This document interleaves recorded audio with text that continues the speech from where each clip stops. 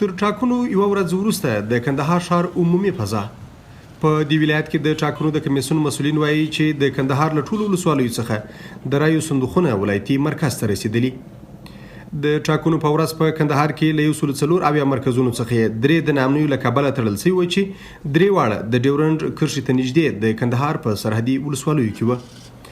د رایو په صندوقونو بار دغه لاري د کندهار له جنوبي ناامنه ولسوالیو پنجوایي جړي او میوند څخه د ټاکنو کمیسیون ته تازه را رسیدلي.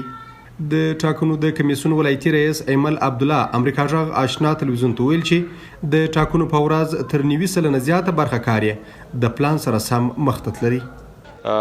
3 مرکزونه بیا هم بند پاتې شو.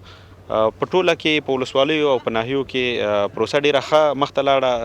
زموږ د ټاکنیزو چارو ریاست همکاران د ټولې پروسې څخه 98% راضي دي. په کندهار کې د نامنیو ترڅنګ د ترانسپورتي اسانتیاو نشتون یوه بله عمده ستونزه بلل کېږي چې د رای ورکوونکو په ځانګړي ډول د میرمنو حضور یې د ټاکنو په ورځ لږ کړی و. نن راغلم د رای د ورکولو په مناسبت. نن ورځ مرکزونه ډېر ښه او فعاله وو، امنیت ډېر ښه. خو یو مشکل چې موجود و هغه د خویندو لپاره د ترانسپورت مشکل و چې هېڅ خور هم نه سوی کولی. اوس هم ډېرې خویندې په کورو کې پاتې دي، که څه هم هغوی د رای دپاره خپل سټیکرونه وهلي دي لیکن رای نه سي ورکولی. مشکل یې دغه ترانسپورت دی. د کندهار ولایتي مقامات وایي چې د ټاکنو په ورځ یې د نامنیو د لسګونو پیښو مخنیوی کړي.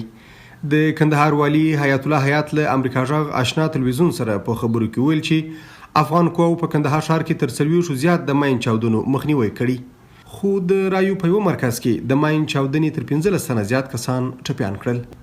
تقریبا په کندهار او ولسوالیو کې او ښار کې 15 شاوخوا واقع چې طالبانو غوښتل چې د منګه ملکي وګړي د دې ښکار کې هغه څوک چې رایه ورکوي چې اکثره یې ماینونه او دا موږ خنثی کړه. متاسفانه یو ماین چې دو په شا جامه کې د کلمې تر شا د منبر په سر باندې ځای په ځای کړی و، هغې انفجار وکړه چې د هغې په واسطه باندې تقریبا د 15 شاوخوا ملکي وګړي زخمیان شو. سطحي لله الحمد نور په ټول ولایت کې داسې واقع نه ده شوې چې هغه د یادولو وړ وي. خلکو هم مېړانه وکړله.